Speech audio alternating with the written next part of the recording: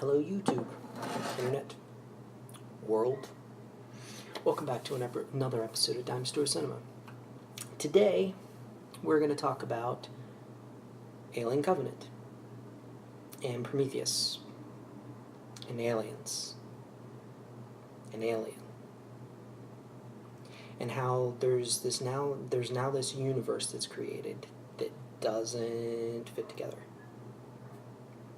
So I recently went to see Alien Covenant with a friend of mine. After the movie, I was very underwhelmed. I didn't enjoy it much, but my friend, he enjoyed it a lot. He thought it was very entertaining. And granted, I don't think he has the same attachment to the original films that I have. They're some of my favorite films, Alien and Aliens. Two of my favorite films. If you were to separate the genres into sci-fi horror and action horror, they're at the very top of those two distinct lists. But the fact that I wasn't able to enjoy it for itself, even apart from it being part of the universe, made me stop to think about it a little more. Because I didn't want to just disregard this movie because it didn't live up to previous movies. I don't like doing that. I like to enjoy movies for what they are, as opposed to what they should be or could have been. But there was something about both Prometheus and Covenant that was really, that bothered me and made it almost impossible for me to enjoy. Now, they both have their individual problems with character development. The writing seems to suggest that the characters being familiar with one another to tell jokes is the same thing as those characters being developed or having subtext. The direction in the script seemed to think that because certain characters have emotional and physical relationships with one another, that takes the place of, once again, character development. The problem is that isn't true. So in both of these movies, there's very little character development. So these horrible things that are happening to people, it's hard to invest in that. It's hard to really care. You know that it's particularly bad, and this is in Covenant, when your favorite character is an android. That's not good. And, I mean, that has happened in lots of other movies where the android is... But usually when that's the case, the android is like the animal companion. Instead of having an animal companion, they have an android, and that's the type of love you have for the character. In this movie, and also in the previous movie, in Prometheus, the android seemed to be the focal point, the only thing in the movie that made the movie progress. Now, in the original Alien movie, there's some, and even Aliens, there's some of that as well. But the thing is, in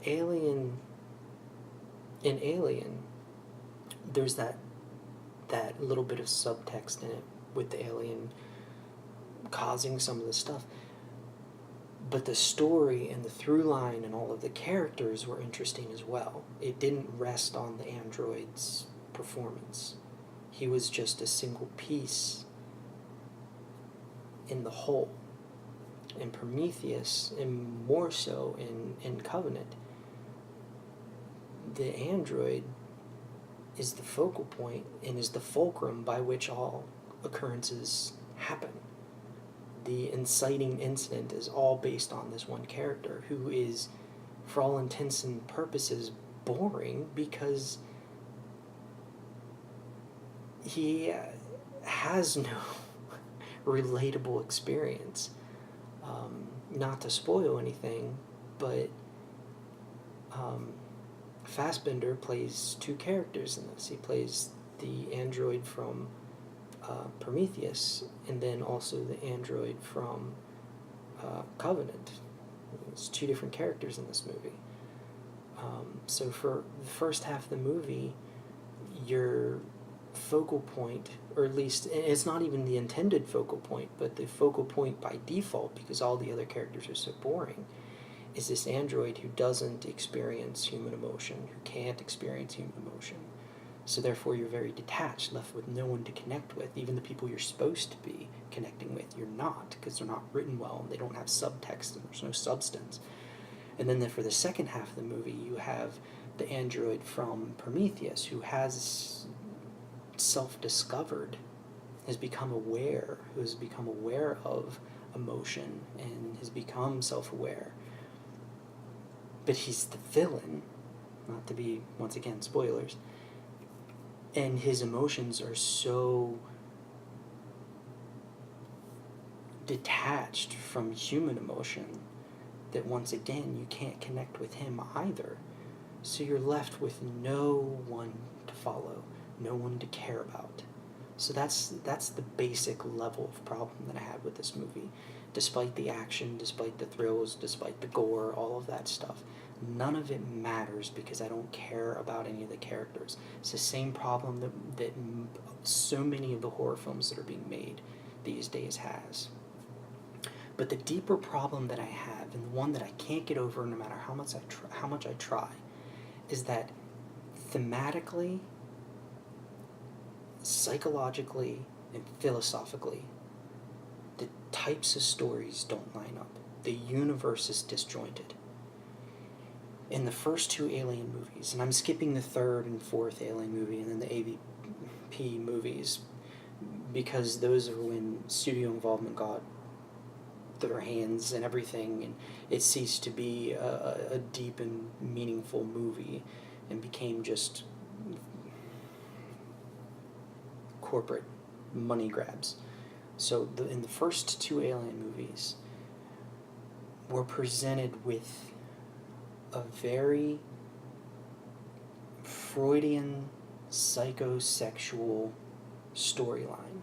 The aliens come from within and kill and are very pervasive, and they rape the flesh and also the mind, and very intrusive.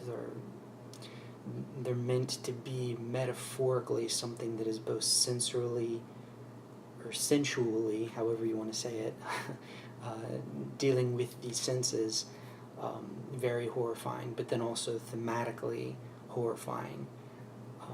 And the movie is done in that way, where it's every one of your senses is horrified with what you're seeing and hearing. Not every one of your senses, you're not tasting anything. The senses that can be engaged by film are being horrified, and then also subconsciously you're being horrified because you realize the deeper meaning of the alien, and you're seeing these things, and you're understanding them in a conscious and subconscious way. You're feeling fear that way. It's very personal. It's very enclosed. It's very about the individual. It's about a single person trying to survive. That's the universe of Alien and Aliens. Cut to Prometheus and Alien Covenant, and what Ridley Scott is trying to do is trying to create a bigger universe. But in creating a bigger universe, he changes the metaphor of the alien into something else. He turns it into more parasitic, and not parasitic in the sense of the original ones, where it uses a host to grow and then burst out of. This is very parasitic in the sense of modern medicine, where we see mutation, where we see vaccine, where we see bacteria and viruses that are mutating in a way that they're no longer being affected by medicine. It's very much in that kind of way, and we learn that it is that way because they were essentially created as weapons. They're biological weapons, They're not a species. They're not something relatable. They're biological weapons. That's all they are. So it takes this deep, as I said before, Freudian psychosexual representation of this animal that burst from you, and it turns it into a biological weapon, something that was created to just wipe things out indiscriminately. There's nothing personal about it. There's nothing particularly interesting about it. There's nothing dynamic about it because it's completely impersonal now. It takes on the characteristics of the host. It bursts forth and just consumes everything. There's no cat and mouse. There's no stalking. There's no personal horror. There's no personal stakes. So they're taking this amazing concept from the original and turning it into something else for one thing, but then they're also introducing it into a bigger world with characters we don't care about.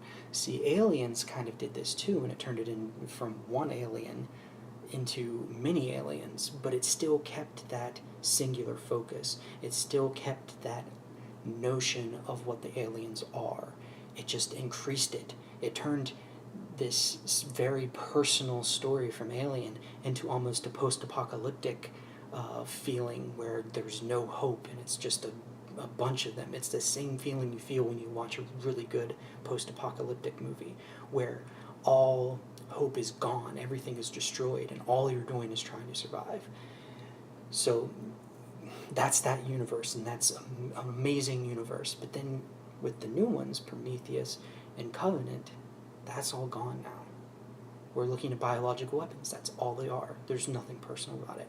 And on top of that, what makes it even worse, the fact that it weakened the fear of the original, they also don't give us characters to care about. So there's nothing to attach yourself to. There's nothing to be interested in. There's no deeper metaphysical, philosophical thing to grasp on, except for maybe sentience. There's a little bit of question of sentience in there, which I would say was done better in Ex Machina. Or name a bunch of other, Blade Runner. So I would really say that these two movies, Prometheus and Covenant, are conceptually very interesting. If they would have been created in their own universe, if they would have completely abandoned the Alien franchise, created an entirely new universe, and presented this type of story with compelling characters, created a future almost like Blade Runner, and introduced this concept of creatures being created as biological weapons, then these two movies could have been really, really good. If, once again, the writing was good and if the characters were interesting, which they weren't in this. However, I think a lot of the problem was trying to bend and twist the story to fit the lore of the original Alien movies. I think that hurt the new movies. If they would have had their own thing, started from scratch and created this new concept and new universe, I think they could have really focused in, had maybe one or two characters to really focus on and introduce this concept. Instead of trying to make it fit something that already exists, create something new. I think these movies could have been really good. Conceptually, they're really cool. If they would have abandoned the whole idea of sentient androids and they would have created an entirely new universe, I think these movies could have been excellent conceptually. But I think the fact that they've really focused in on this overused concept of sentient robots, and they tried to make it fit into the universe of Alien, I think it really weakened it, and it's a shame. So those are my thoughts. I hate giving such a negative review because, I mean, it was done well enough. Covenant in particular, I'm still having a lot of trouble with Prometheus. There are people I talk to that I really respect who enjoy that movie. I'm still having a really hard time. Like, I don't like any of those characters. I think they're all boring. I think they're all just so underdeveloped, and there's so little focus on what is important. When things get going, it is really exciting, but even within the excitement, there are a lot of just dumb mistakes. These people, I mean, and that's the other thing, like, these intelligent people are portrayed as morons. No one makes good decisions, which is a hallmark of horror movies, but I mean, if you look at Alien, and even Aliens, yes, some of their decisions aren't the best decisions, but all of the decisions are made in a way that is looking out for one another, so they're actually acting like they genuinely care about people instead of just telling jokes to one another. They're actually expressing a concern for someone in the originals. And then also the choices they make aren't necessarily the worst decisions. Some of the mistakes that they make were just that, mistakes. They went into the wrong place at the wrong time. But in the new movies, people are genuinely making stupid decisions. And they're paying for it. But these are supposed to be intelligent, highly trained people, even if not necessarily for combat situations. Still, just in general, they should be making at least somewhat intelligent decisions. And then on top of that, they should be acting in a way that is in the best interest of everyone there, instead of because the script said so. So, those are my issues. I wanted to like these movies because I like the universe and I love that Ridley Scott is getting back involved in it. I'm having a hard time, and I'm just having a hard time. I don't think they're good movies. I don't.